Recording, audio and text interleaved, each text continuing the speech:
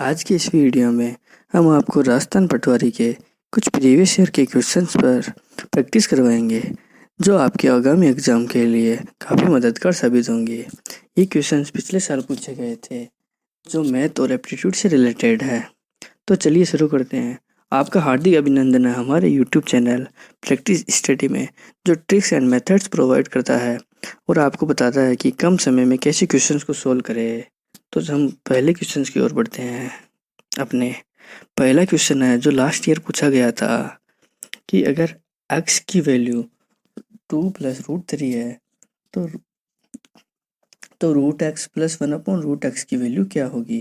तो अधिकतर स्टूडेंट क्या करते हैं कि डायरेक्ट x की वैल्यू पुट करते हैं। इसमें x की वैल्यू पुट करने से ये क्या है कि काफ़ी डिफिकल्ट हो जाएगा और आंसर तक अपन पहुंच नहीं पाएंगे समय रहते हुए, और हो सकता है कि अपना आंसर एक्यूरेट ना आए, क्योंकि जैसे हम यहाँ x की वैल्यू पुट करेंगे तो 2+√3 ऐसे हमने पुट किया तो एक अंदर रूट बन रहा है और एक बाहर रूट बन रहा है।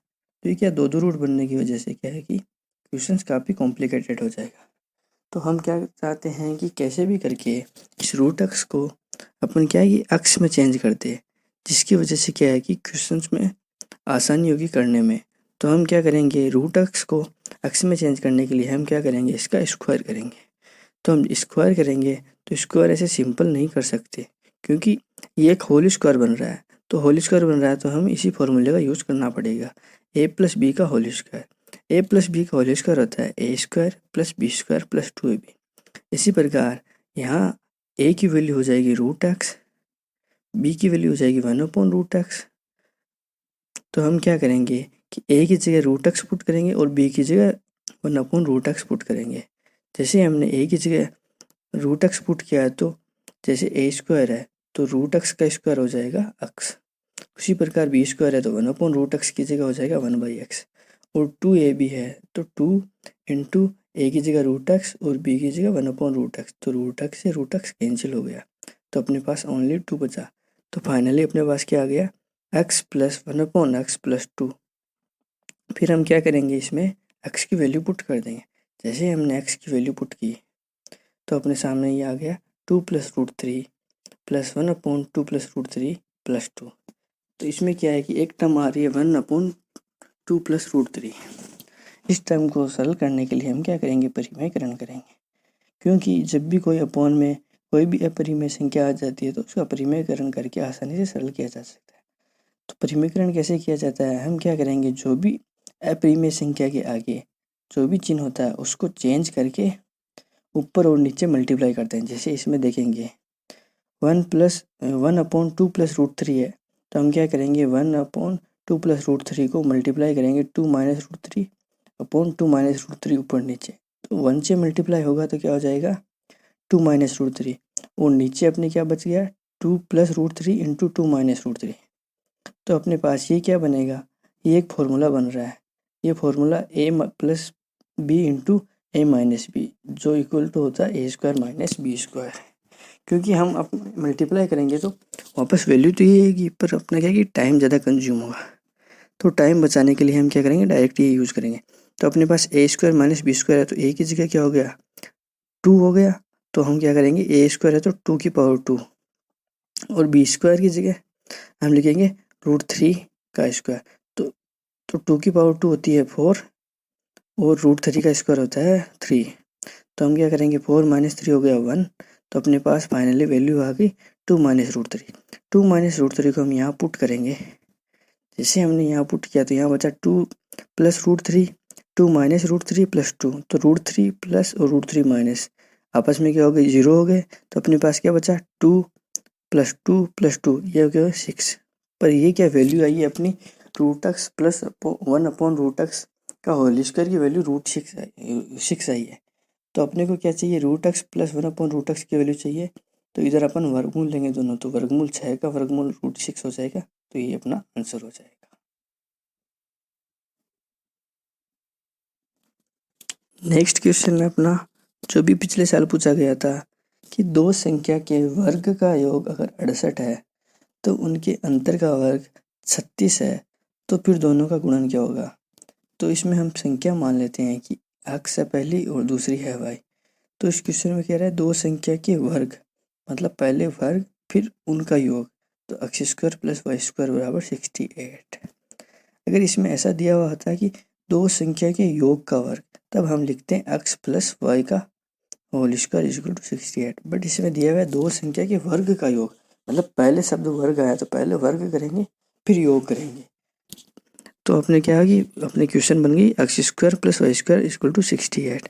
और सेकंड में दिया हुआ है कि उनके अंतर का वर्ग, मतलब इसमें अंतर पहले दिया हुआ है उसके बाद में वर्ग दिया हुआ है, तो हम क्या करेंगे, पहले अंतर करेंगे फिर इसका वर्ग कर देंगे।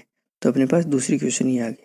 अब अपने पास ये क्या बन गया, एक्स माइनस वाई का होल स्क्वायर बन गया। तो इसको खोलेंगे अपन ए माइनस बी के होल स्क्वायर के जैसे। जैसे ही हम अपने ए माइनस बी के होल स्क्वायर के जैसे खोलेंगे तो अपने पास ये टर्म आ जाएगी, X square Y square minus का 2xy इक्वल टू 36। तो हम क्या करेंगे, इसी क्वेश्चन से X square plus Y square की वैल्यू पुट कर देंगे। तो अपने पास क्या बन गया, 68 माइनस का 2xy इक्वल टू 36। अब हम क्या करेंगे, 36 को इधर भेज देंगे और 2xy को इधर भेज देंगे। तो अपने पास क्या आ गया, 68 माइनस 36 इक्वल टू 2xy। तो अपने पास 2xy की वैल्यू क्या आ गई, 32 आ गई। तो क्या कि 2xy की वैल्यू अगर 32 है तो हम क्या करेंगे, ये मल्टीप्लाई में इधर आएगी तो क्या डिवाइड में हो जाएगी। तो xy की वैल्यू क्या आ गई, 32/2।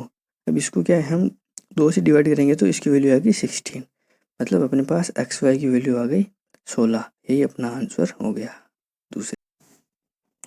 तो अपना अगला क्वेश्चन है थर्ड, जो भी पिछले साल पटवार के एग्जाम में पूछा गया था कि मनोज को पास करने के लिए पेपर में 36% अंक लाना अनिवार्य है और वो केवल 24% अंक ही प्राप्त कर पाता है। मतलब वो 9 अंकों से असफल रहता है, तो पेपर का पूर्णांक क्या था। मतलब पूछ रहे हैं कि पेपर कितने नंबर का था और पासिंग मार्क्स 36% के हैं और मनोज केवल 24% ही अंक ला पाता है। तो हम क्या करेंगे, मनोज पासिंग मार्क्स से कितने कम परसेंट ला पाता है वो निकालेंगे पहले। तो हम क्या करेंगे, 36 माइनस 24 जो 12 के इक्वल होता है। मतलब मनोज 12% कम अंक प्राप्त करता है। अब क्वेश्चन में दे रखा है कि वो 9 अंकों से असफल रहता है, मतलब उसने 12% कम प्राप्त किए और वो 9 अंकों से असफल रहा, तो मतलब वो 9 नंबर से फेल हो गया। तो हमें क्या कि 12% ये क्या है कि 9 के इक्वल हो गए। तो हम क्या करेंगे कि पहले परसेंटेज का वेटेज निकालेंगे। मतलब 12% इक्वल टू 9 नंबर है तो 1% का क्या हो गया, 9/12। अब क्या है कि कोई भी पेपर क्या होता है कि 100% होता है, क्योंकि 100% में से सभी को अंक मिलते हैं। किसी को 70% मिलता है तो किसी को 80% मिलता है। इसी प्रकार पासिंग मार्क्स इसमें 36% रखे हैं। तो हम क्या करेंगे, पूर्णांक पूरे निकालने के लिए 100% निकालेंगे। तो 100% निकालने के लिए हम क्या करेंगे, दोनों और 100 से मल्टीप्लाई कर देंगे। तो दोनों और 100 से मल्टीप्लाई करेंगे तो यहाँ क्या आ गया, 100% इक्वल टू 9/12 इंटू 100।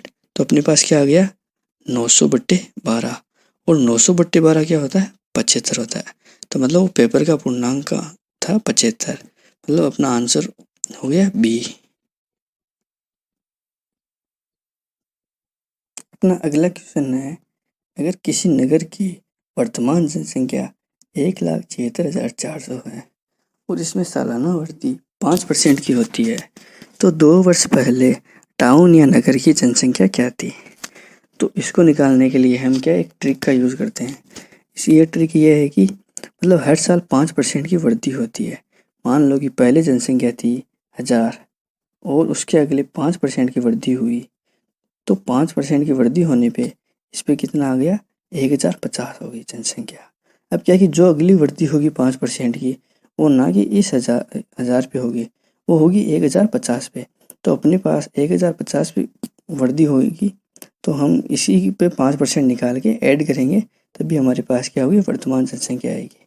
तो ये क्या है कि ये एक तरीके से ऐसी ट्रिक होगी जैसे चक्रवृद्धि ब्याज में होती है। चक्रवृद्धि ब्याज में क्या करते हैं कि मतलब पहले 1 साल का ब्याज निकालते हैं और वो ब्याज मूलधन में ऐड कर देते हैं। तो वो मूलधन में ऐड करने पे क्या है कि वो ब्याज और वो मूलधन दोनों बन के एक नया मूलधन बन जाता है। फिर उसी नए मूलधन पे वही % ब्याज की दर लगती है। तो उसी प्रकार ये जनसंख्या वृद्धि पे इसी प्रकार ये फॉर्मूला काम करता है। तो ये फॉर्मूला देखो, वर्तमान जनसंख्या इक्वल टू पुरानी जनसंख्या इंटू +1 बढ़ने की दर बट्टे 100 इसकी पावर समय। तो इसमें क्या है कि वर्तमान जनसंख्या चक्रवृद्धि ब्याज में यहाँ क्या होता है, मिश्र धन होता है, यहाँ क्या होता है, मूलधन होता है, यहाँ बढ़ने की दर में क्या होती है, ब्याज की दर होती है, और समय की जगह समय ही रहता है। तो हम क्या करेंगे, वर्तमान जनसंख्या अपने पास दे रखी है, बढ़ने की दर 5% दे रखी है, समय 2 वर्ष दे रखा है, अपने को क्या पुरानी जनसंख्या निकालनी है। कहने का मतलब ये चक्रवृद्धि ब्याज के हिसाब से अपने को मूलधन निकालना है, जो हम मान लेते हैं अक्स है। तो हम क्या करेंगे, इस फॉर्मूले में वैल्यू पुट करेंगे। जैसे हमने वैल्यू पुट की करंट जनसंख्या मतलब वर्तमान जनसंख्या 1,76,400, तो हमने यहाँ डाल दी 1,76,400। पुरानी जनसंख्या निकालनी है तो इसको ऐसे ही रहने दिया, यहाँ डाल दी, इंटू में 1 प्लस बढ़ने की दर है 5%, तो 5 और अपॉन में 100 आ गया, और इसका होल स्क्वायर हो गया 2। तो हम क्या करेंगे कि जैसे पुरानी जनसंख्या इंटू हमने यहाँ एलसीएम लिया, तो 1 प्लस 5/100, तो हमने क्या 100 एलसीएम आया, तो 100 प्लस 5 यानी 105/100 का स्क्वायर, ये 1 की टर्म। अब क्या है कि पुरानी जनसंख्या इधर है, तो हम क्या करेंगे, जैसे ये उधर इधर मल्टीप्लाई से उधर जाएगा तो डिवाइड में, तो 100 का स्क्वायर तो मल्टीप्लाई होगा और 105 का स्क्वायर डिवाइड होगा। जैसे पुरानी जनसंख्या equal to 1,76,400 into 100 upon divide में 105 इंटू 105। जैसे इसको सरल करेंगे तो अपने पास आंसर आएगा 1,60,000, जो कि वर्तमान जनसंख्या थी 1,76,000, और उसके 2 वर्ष पहले हमारे पास आंसर है 1,60,000। यही अपना आंसर हो गया। अगला क्वेश्चन है प्रॉफिट एंड लॉस से रिलेटेड, जो भी पिछले साल पूछा गया था। अगर कोई घड़ी 1440 में बेची जाती है तो उस पर 10% की हानि होती है, तो उसको कितना रुपए में बेचा जाएगा कि 15% का लाभ हो। मतलब बेचने के मूल्य को हम कहते हैं विक्रय मूल्य। मतलब दुकानदार कोई भी वस्तु बेचता है तो हम उसको कहते हैं कि विक्रय मूल्य हो गया इस इतना, और खरीदने वाले मूल्य को कहते हैं क्रय मूल्य। अगर हमें विक्रय मूल्य दे रखा है और यह हानि या लाभ दे रखी होती है तो हम क्रय मूल्य डायरेक्ट इसी फॉर्मूले से निकाल सकते हैं, क्योंकि क्रय मूल्य इक्वल टू होता है 100/100 माइनस हानि इंटू विक्रय मूल्य। अगर हमारे पास यहाँ लाभ होता तो हम नीचे अपॉन में लिखते 100 प्लस लाभ, क्योंकि अपने पास लाभ हो रहा तो इनकम आ रही है, तो इनकम आने की वजह से हम क्या करते हैं प्लस, और हानि यानी लॉस में क्या करते हैं अपने पास पैसे जा रहे हैं तो हम क्या करते हैं 100 माइनस हानि। तो इस फॉर्मूले में हम पुट करेंगे जैसे क्रय मूल्य equal to 100 minus 100 upon 100 minus 10। तो हम क्या करेंगे कि अपने 10% हानि हो रही है तो हमने यहाँ 10 डाल दिया, और इंटू में हमने क्या कर दिया विक्रय मूल्य यानी 1440।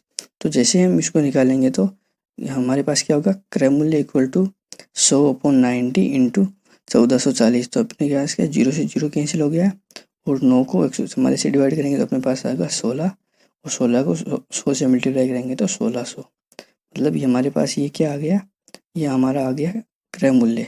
अब कह रहा है कि 15% के लाभ पे बेची जाए तो अपने पास मतलब विक्रय मूल्य क्या होगा। तो 15% लाभ का मतलब हो गया अपने पास क्रय मूल्य कितना था 1600 पे 15% निकाल लो।